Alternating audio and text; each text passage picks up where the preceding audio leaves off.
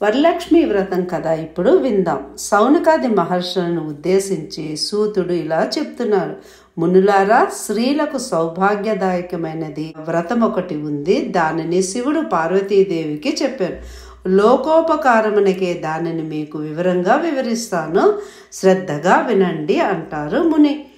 పూర్వము శివుడు ఒకనాడు తన భస్మసింహాసనంపై కూర్చొని ఉండగా ఇంద్రాది ఇతడి దిక్పాలకులు నారద మహర్షి స్తుతి స్తోత్రములతో పరమేశ్వరుని కీర్తిస్తున్నారు. ఆ మహత్తర ఆనంద సమయంలో పార్వతీదేవి పరమేశ్వరుని ఉద్దేశించి, నాదా, స్త్రీలు సర్వ సౌభాగ్యాలు పొంది పుత్ర పౌత్రాభివృద్ధిగా తరించుటకు తగిన వ్రతం ఒకటి చెప్పండి అంటూ అడుగుతుంది. అందుకు త్రినేత్రుడు మిక్కిలి ఆనందించి, దేవి, నీవు కోరిన విధముగా స్త్రీలను ఉద్ధరించు వ్రతం ఒకటి ఉన్నది. అది వరలక్ష్మి వ్రతం అని అంటారు. దాని విధి విధానమును వివరిస్తాను, విను. శ్రావణ మాసంలో పౌర్ణమి రోజుకు ముందు వచ్చు శుక్రవారం నాడు ఈ వ్రతం చెయ్యాలి అని పరమేశ్వరుడు పార్వతికి చెప్పాను. పార్వతీదేవి, దేవా, ఈ వరలక్ష్మి వ్రతమునకు ఆదిదేవత ఎవరు? ఈ వ్రతమును చేయవలసిన విధానమును తెలియజెప్పమని మళ్ళీ అడుగుతుంది పార్వతీదేవి. అప్పుడు కాత్యాయని, ఈ వరలక్ష్మి వ్రతమును వివరంగా చెప్తాను, భక్తి శ్రద్ధలతో విను. పూర్వకాలంలో మగధ దేశంలో కుండలనము అనబడు పట్టణం ఒకటి ఉంది. ఆ పట్టణం బంగారు కుడ్యములతో రమణీయంగా ఉండేది. ఆ పట్టణంలో చారుమతి అనబడు ఒక బ్రాహ్మణ స్త్రీ ఉండేది. ఆమె మిగుల సుగుణవతి, వినయ విధేయతలు, భక్తి శ్రద్ధలు, గౌరవము కల యోగ్యురాలు. ప్రతిరోజు ప్రాతకాలమున నిద్రలేచి భర్త పాదములకు నమస్కరించుకొని ప్రాతకాల గృహకృత్యములు పూర్తి చేసుకుని అత్తమామలను సేవించుకుని జీవిస్తూ ఉండేది. వరలక్ష్మి వ్రతానికి ఆదిదేవత అయిన వరలక్ష్మీదేవి ఒకనాటి రాత్రి సమయమున చారుమతికి కలలో సాక్షాత్కరించింది. ఓ చారుమతి, నీ యందు అనుగ్రహము కలిగిన దానను, ఈ శ్రావణ పౌర్ణమి నాటికి ముందు వచ్చు శుక్రవారం నాడు నన్ను పూజించు. నీవు కోరిన వరాలను కానుకలుగా ఇచ్చదనని చెప్పి అంతర్ధానమయ్యను.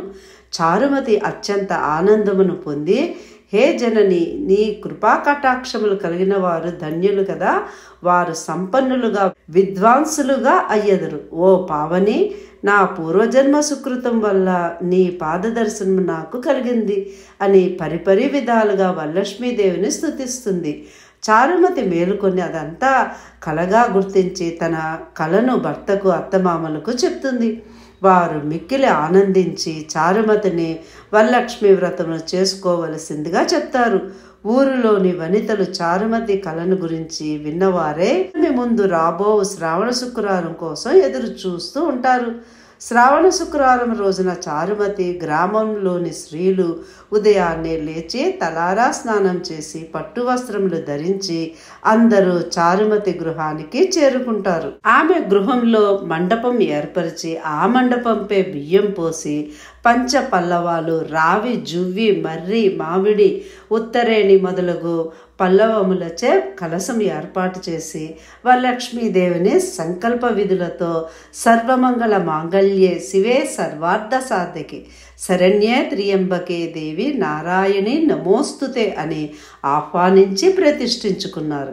సాధ్యమైన వారు స్వర్ణ, రజిత, తామ్ర, మన్మయ మూర్తులను ప్రతిష్ఠించుకోవచ్చు.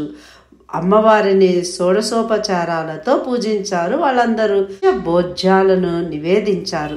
9 పోగుల తోరణములను చేతికి కట్టుకున్నారు. ప్రదక్షిణ నమస్కారాలు చేశారు. అందరూ ప్రదక్షిణము చేయగానే కాళ్ళకు అందియలు గల్లు గల్లుమున మోగాయి. 2వ ప్రదక్షిణము కాగానే హస్తములకు నవరత్న ఖచ్చిత కంకణాలు దగదగా మెరుస్తూ వచ్చాయి. 3వ ప్రదక్షిణము చేయగా అందరూ సర్వాభరణ భూషితులయ్యారు. చారుమతి యొక్క వరలక్ష్మి వ్రతము ఫలితముగా ఇతర స్త్రీల యొక్క ఇళ్ళు, ధన, కనక వస్తు వాహనాలతో నిండిపోయాయి. ఆయా స్త్రీల ఇళ్ల నుండి గజతురగ రథ వాహనములు వచ్చి వారిని ఇళ్లకు తీసుకువెళ్లారు. వారంతా మార్గమధ్యంలో చారుమతిని మిక్కిలి పొగుడుతూ ఆమెకు వరలక్ష్మీదేవి కలలో సాక్షాత్కరించి అనుగ్రహించగా ఆమె వరలక్ష్మి వ్రతంతో తామందరినీ మహాభాగ్యవంతులను చేసిందని పొగిడారు. వారంతా ప్రతి సంవత్సరము వరలక్ష్మి వ్రతం చేసి సకల సౌభాగ్యాలతో సిరి సంపదలు కలిగి సుఖజీవనం గడిపి అనంతరం ముక్తి పొందారు.